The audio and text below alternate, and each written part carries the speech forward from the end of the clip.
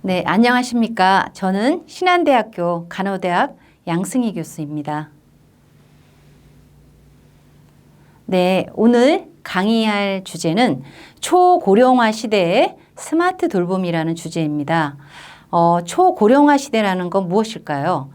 우리나라 최근에 노인 인구는 1000만 시대라고 합니다. 그래서 이 노인이라는 것은 65세 이상의 노인의 인구 비율을 얘기합니다. 그래서 초고령화라는 것은 전체 인구의 노인 인구가 20% 넘는 것을 초고령화 시대라고 합니다. 그래서 이러한 초고령화 시대에 노인의 돌봄에 대한 그런 서비스가 많이 필요한데 스마트 돌봄을 하는 시대가 왔습니다. 그래서 여러분들께 오늘 이런 노인 돌봄에 대해서 특히 스마트 돌봄에 대해서 소개해 드리고자 합니다. 먼저 4차 산업혁명이라는 거 들어보셨나요? 이제 인공지능, 빅데이터, 또 로봇 이런 것들이 4차 산업혁명 기술의 예입니다. 그래서 이렇게 기술이 발달하면서 이런 돌봄 서비스도 많이 변화되고 있습니다. 그래서 오늘 여러분들께 이런 변화되는 돌봄 서비스하고 또 어르신들의 돌봄은 어떻게 또 변화해 갈 것인지를 소개해 드리고자 합니다. 그래서 최근에 국내 이런 노인 돌봄 서비스, 특히 스마트 돌봄에 대한 경향도 함께 말씀드리고자 합니다. 우선 앞서서 말씀드렸지만 4차 산업혁명이라는 것은 이런 인터넷이 많이 보급되면서 특히 이런 인공지능 또 사물과 사물 사이에 연결하는 사물 인터넷 이런 빅데이터 많은 데이터들이 존재하게 됩니다. 그래서 이러한 시대의 변화에 따라서 돌봄이 어떻게 변화되고 있는지 한번 살펴보도록 할까요? 최근에 많은 그런 의료 시스템의 변화로 이 건강 100세라는 그러한 말들이 있죠. 그래서 건강 100세라는 거는 예전에는 오래 사는 거, 장수 그것만을 표방했어요. 근데 요즘은 그냥 100세가 아니고 건강하게 오래 사는 거. 그래서 요즘은 저희가 건강 100세를 추구하는 이런 시대입니다. 그래서 주변에 보면 어르신들이 90세 넘는 어르신들이 굉장히 많아요. 그만큼 이제 100세 시대가 다가왔고 앞으로는 아마 100세 시대 이상 120세대가 되실 수도 있습니다. 왜냐하면 의료가 굉장히 급속도로 발전하고 있고 우리나라는 특히 더 의료가 유명하잖아요. 그래서 이런 100세 시대 저희가 안 아프고 100세까지 산다면 얼마나 좋습니까? 하지만 마지막 임종 때까지 중간에 그 건강한 시기가 있고 또 임종 때까지 그 아프면서 고통받는 시기가 있죠. 그래서 저희는 이런 평균 수명을 또 건강한 수명과 고통을 받는 또 고통을 받으면서 임종까지 가는 시기를 이렇게 나눠서 보고 있습니다. 그래서 노후가 길긴 긴데 이렇게 아프고 긴 노후가 있는 것이죠. 그래서 최근에 이런 이제 코로나로 어르신들이 바깥 출입도 잘 못하시고 그래서 가정 방문을 또 가시는 의료진들이 있었습니다. 그래서 그렇게 가정 방문을 갔는데 어떤 어르신이 심장병에 걸리는 어르신이었어요. 그래서 갔는데 심장병으로 아픈 것보다 외로운 게 더 힘들다고 호소를 하셨다고 합니다. 그래서 이런 과거에는 신체적인 그런 고통, 신체적인 질병이 더 큰 거였다면 최근엔 이런 고독감, 어르신들의 외로움, 그것도 큰 이제 앞으로의 우리가 해결해 드려야 되는 그런 어려움인 것 같습니다. 그래서 최근에 이렇게 4차 산업혁명, 아까 말씀드렸죠? 이런 인터넷의 보급, 특히 이제 인터넷 사양도 5G라는 거 있죠? 그래서 그런 인터넷의 아주 급속도로 그런 발전과 함께 많은 부분의 변화가 왔죠. 그래서 모든 거 앞에 스마트가 붙습니다. 은행도 스마트 뱅킹, 또 모빌리티 이런 주행하는 것도 스마트. 그래서 의료도 스마트 의료라는 게 있어요. 그래서 이런 것들은 이제 기존에 우리가 어떤 그 기존의 기술보다 첨단 기술로 굉장히 정밀하게 하는 의료를 말을 합니다. 그래서 의료도 이렇게 변하고 당연히 이런 돌봄 서비스도 스마트하게 변화되고 있습니다. 그래서 최근에 뭐 이런 말들이 있죠. 뭐 스마트 헬스, 디지털 헬스, IT, 모바일 거의 다 비슷비슷한 말입니다. 그래서 이런 스마트 헬스라는 거는 뭐 이렇게 지능형으로 모니터링 하는 게 주라면 또 디지털 헬스는 어떤 이런 그 개인 맞춤형 이런 거에 디지털적인 요소가 들어간 거고 IT는 유비쿼터스나 모바일 중심, 모바일은 특히 어플리케이션 같은 걸 이용하는 헬스케어를 얘기하는데 거의 이 말들을 혼용하고 있습니다. 그렇다면 우리가 이런 그 헬스케어라 그러죠. 예전에는 그냥 헬스케어인데 요즘은 디지털이라는 말이 앞에 붙어요. 왜? 이런 4차 산업혁명이 디지털하고 굉장히 밀접하기 때문에 그렇습니다. 그래서 뭐 이제 신문에 보면 간호사도 인공지능 간호사다. 뭐 인공지능 의사도 있고 이렇게 해서 기존의 이런 예방과 이런 사후 관리에 많은 부분이 이런 4차 산업혁명의 기술을 이용해서 뭐 로봇, 인공지능 뭐 이런 것들이 여기 기술에 이제 적용되고 있죠. 그래서 국가에서도 이미 2018년부터 이러한 과제들을 수행했습니다. 그래서 뭐 보건복지부, 또 과기부, 또 행안부, 또 그다음에 국토부. 그래서 최근에는 고령자 주택도 스마트하게. 그래서 뭐 명령 하나면 불도 켜지고 음악도 나오고 뭐 이런 또 뭐 침대에 또 주무시면 얼마만큼 또 주무시는지까지 다 체크업할 수 있고 이런 스마트한 주거. 예, 또 의료도 아까 말씀드린 대로 로봇 수술 있죠. 또 그다음에 뭐 이런 정보통신을 갖고 하는 그런 많은 부분들의 변화가 있잖아요. 그래서 이런 의료와 복지에 획기적인 그런 변화들이 많이 있습니다. 그래서 특히 노인 장애인 또 치매 어르신들에게 이런 스마트한 돌봄, 아까 말씀드렸죠. 정보통신 기술, 또 로봇 기술, 인공지능 기술 이런 걸 활용하는 그러한 돌봄 서비스로 변화해 가고 있습니다. 그래서 이 이제 2020년에 뉴딜 정책을 이제 발표를 하면서 앞으로는 우리가 디지털 뉴딜과 그린 뉴딜 정책으로 가겠다. 그래서 디지털은 우리 일상생활에서 접하는 거, 뭐 의료도 다 포함하는 거죠. 그런 부분에 많은 부분을 디지털화하고 환경은 그린 그런 환경을 구축하겠다. 그게 바로 한국형 뉴딜이고 여기에 많은 재원을 투자하고자 한다고 했습니다. 그래서 여기 보시면 알지만 한 꼭지가 뉴딜 정책의 하나가 스마트 의료랑 스마트 돌봄 인프라 구축이에요. 그래서 앞으로는 의료도 바뀌지만 돌봄도 이렇게 인프라들이 다 스마트하게 바뀐다는 거죠. 특히 이런 게 왜 급속도로 왔느냐? 코로나 때문이죠. 코로나로 인해서 이런 우리가 대면 진료라든지 대면의 돌봄이 쉽지 않았잖아요. 그러다 보니까 또 고독사도 생기고 또 취약계층이 의료 사각지대, 돌봄 사각지대에 놓이게 됐습니다. 그래서 앞으로 병원들도 스마트 병원, 지금 현재 모델 사업도 하고 있고 진단도 인공지능으로 진단을 하겠다. 그리고 어르신 돌봄도 디지털로 돌보겠다. 그게 바로 앞서서 말씀드린 추세입니다. 스마트 돌봄이라는 그런 이제 내용들이죠. 그래서 그러면 이제 여기서 이제 이런 것들이 우리 국내의 이제 정책이라면 앞으로 그럼 우리가 피부로 느낄 수 있는 건 어떤 것인지. 그래서 우리나라 현재 지역사회에서 이런 스마트 돌봄을 펼치고 있는 지자체들이 꽤 많이 있었어요. 그래서 그런 곳들을 한번 여러분들께 같이 한번 가보도록 하겠습니다. 지금까지는 이제 정책적인 거, 앞으로의 어떤 추세에 대해서 알아봤다면 지금부터는 우리 국내의 스마트 돌봄 현장을 한번 가보도록 하겠습니다. 우선 이런 스마트 돌봄은 대상이 주로 지금까지는 노인, 특히 혼자 사는 어르신, 독거노인, 그리고 치매, 장애인들 대상으로 현재 많이 이 스마트 돌봄을 실시하고 있고요. 주로 영역은 건강 부분, 또 안전, 그 다음에 또 정서적인 지지, 그 다음에 119 연계 이런 것들이 주로 영역이었고요.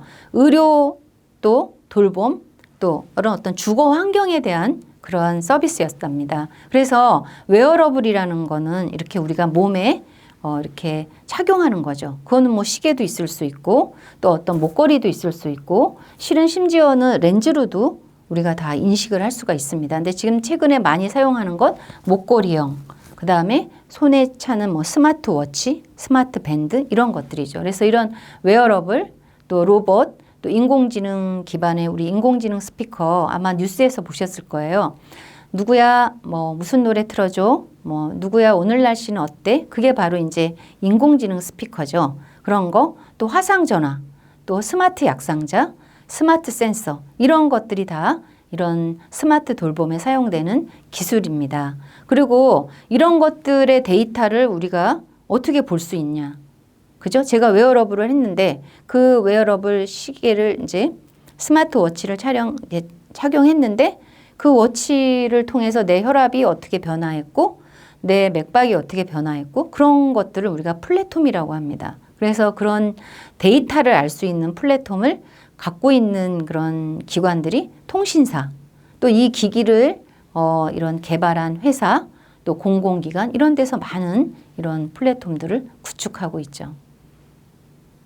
그렇다면 먼저 광주를 가볼까요? 광주는 인공지능 또 정보통신 기반의 노인 돌봄 서비스를 굉장히 혁신적으로 실시한 그런 지역입니다. 그래서 광주 서구는 어르신들한테 이런 그 집에 인공지능 스피커 또 스마트 센서, 플러그, 핸드폰과 다 연계해서 이 어르신이 나 죽을 것 같아, 뭐 나 살려줘 이런 말을 하면 그 인공지능 스피커의 센서로 인지가 돼서 필요한 곳으로 이제 연락이 가는 거죠. 그리고 119하고 연계되는 겁니다. 근데 최근에는 기술이 너무 발달해서 어머 나 죽을 것 같아 이렇게 표준어로 안 해도 이런 전라도 그런 또 사투리를 그대로 인식할 수 있는 그런 돌봄 그런 서비스도 개발했다고 합니다.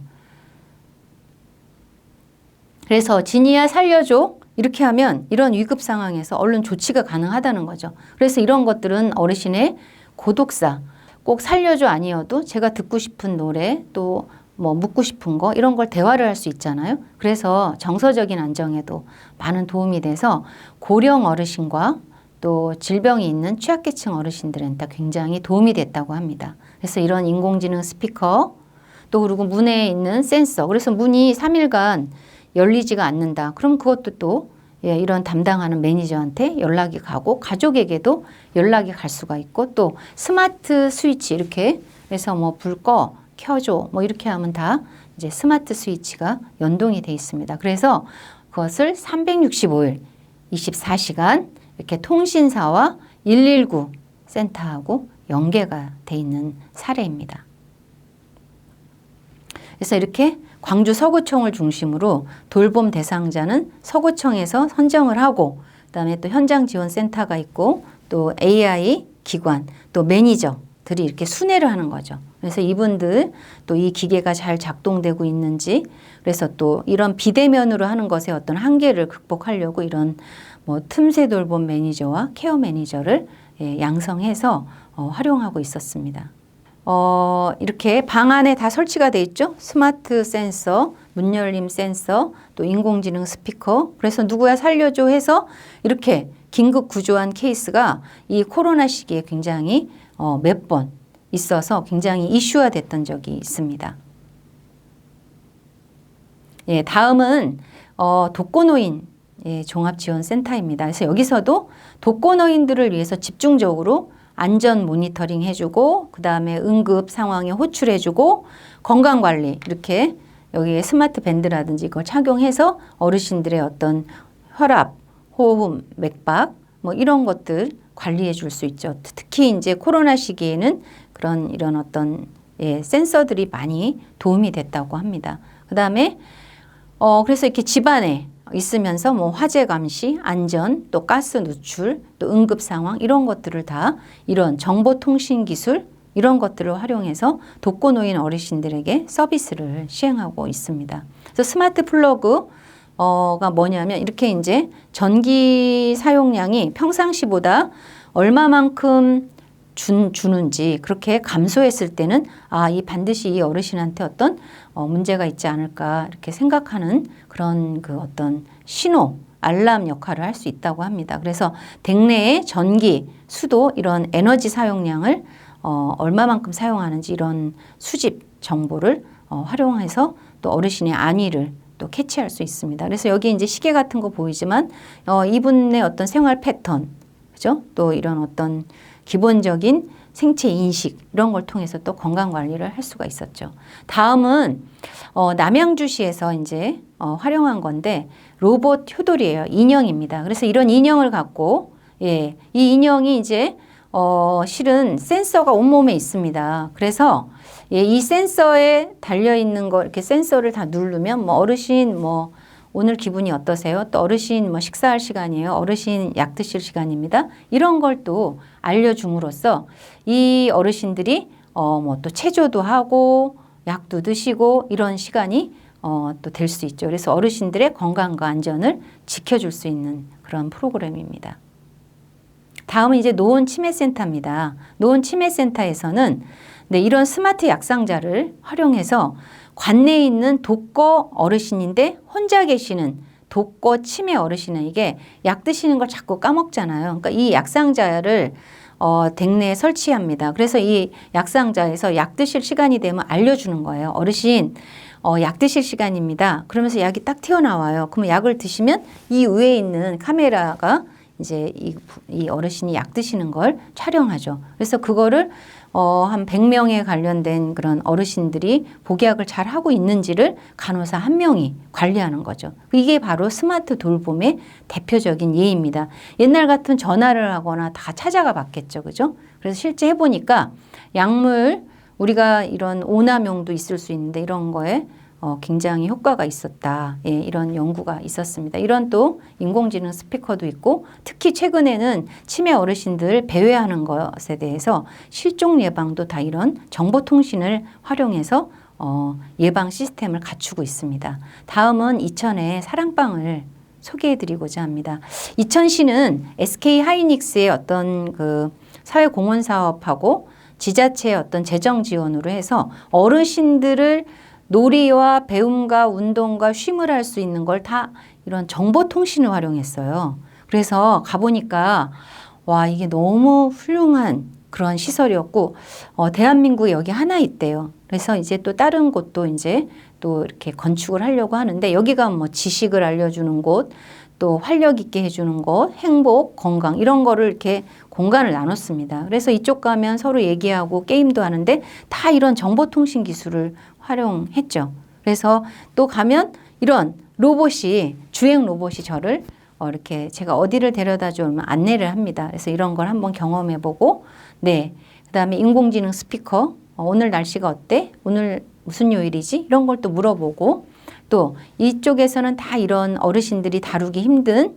이런 뭐 키오스크, 핸드폰 이런 것들 사용할 수 있는 거 교육하고 여기가 굉장히 훌륭했어요. 이 건강마루는 들어가면 자기 그 아이디를 센서에다가 이렇게 입력을 하면 그 본인의 그런 어떤 생체 이런 것들이 이제 인식이 되면서 나한테 과한 운동을 하면 알람이 울렸어요. 그래서 여기야말로 인공지능 그런 건강 센터였죠. 그죠? 예. 그래서 이렇게 다 시설이 그런 정보통신과 인공지능을 활용했습니다. 그리고 다음은 이제 국립재활원인데요. 여기는 노인과 장애인을 위한 스마트, 그냥 일반적인 돌봄이 아니라 스마트 돌봄 스페이스였어요. 다 스마트가 붙였죠. 예. 스마트 현관, 스마트 거실, 스마트 주방, 스마트 화장실, 스마트 침실. 들어가 보니까 굉장히 와, 이런 게 있나? 말 한 번 딱 하면 불 켜지고 에어컨 켜지고 음악 나오고 이런 게 다 되고 침대에서 내가 또 몸이 불편해요. 내가 화장실까지 갈 수 없을 때 명령을 하면 저 천장에서 나를 운반하는 게 내려와서 내가 화장실까지 가고 또 제가 이렇게 휠체어로 가지만 휠체어로 화장실을 갈 때 내 키를 인식해서 세면대가 자동으로 움직이고 이런 걸 봤습니다. 여기 보시면 다 보이죠? 네. 그래서 이런 시설도 있었고요. 그 다음에 이제 제주시는 장애인들을 위한 그런 스마트 홈 케어가 있었습니다. 그래서 여기 이제 지적장애인들, 뇌병변 있는 장애인들에게 이런 사물 인터넷을 활용해서 이분들의 안전, 또 혹시 이분들이 활동이 갑자기 줄어든다든지 또 이분이 어떤 응급 상황을 호출했을 때 대처 또 가스 차단기 뭐 이런 것들을 다 함께 이렇게 구축한 시설이었습니다. 집안이 다 스마트하게 돼 있죠. 그죠? 그래서 센서도 있고 또 LED 등도 스위치 등도 이제 명령에 의해서 다 움직이고 또 가스가 누출되면 또 그것도 감지할 수 있고 또 센서도 있고 또 제가 침대에 얼마만큼 누워 있는지 뭐 이런 것들도 다 하는데 이런 것을 이런 전담 직원이 모니터링을 하고 있습니다. 그래서 여기 보이시죠?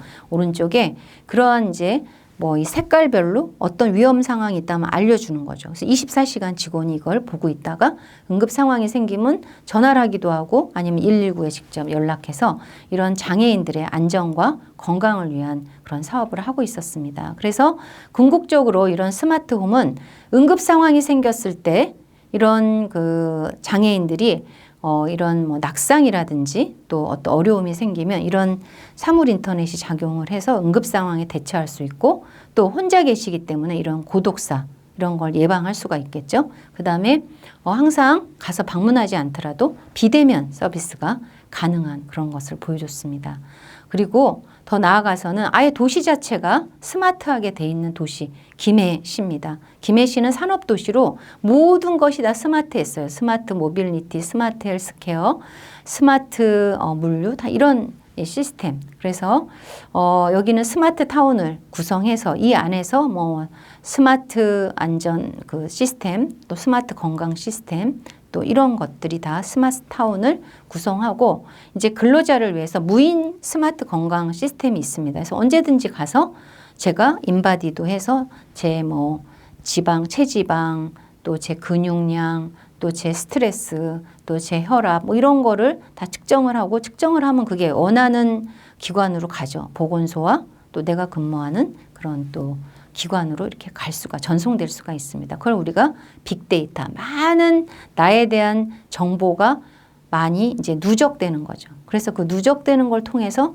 이제 앞으로 어떤 예방을 해야 되고 어떻게 관리해야 되는 걸 알려주는 게 그게 바로 스마트 건강관리, 스마트 돌봄입니다.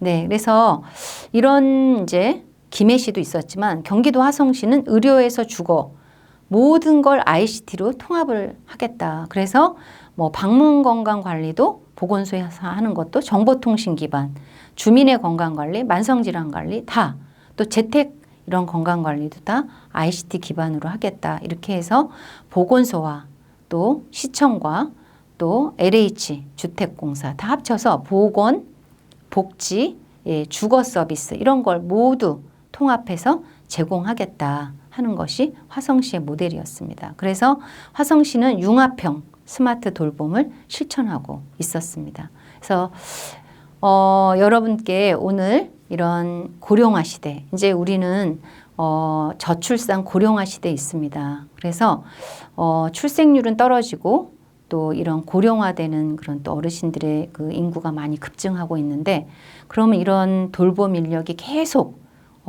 많이 늘어나도 이 어르신들을 진짜 촘촘하게 돌볼 수 있는지는 과연 의문이죠. 그래서 많은 부분은 비대면, 이런 또 정보통신, 이런 인공지능 등의 기술을 활용해서 돌보고 진짜 또 인간 중심의 돌봄을 실천해야 될 때는 우리가 직접 가보는 대면 서비스를 혼합해서 한다면 우리 사회가 보다 더 또 돌보아야 되는 또 가족의 부담감도 덜어주고 또 돌봄을 제공받는 또 우리 어르신들이나 장애인 또 뭐 아동도 있을 수 있겠죠. 이러한 돌봄 그 수혜자들에게도 큰 도움이 될 것 같습니다.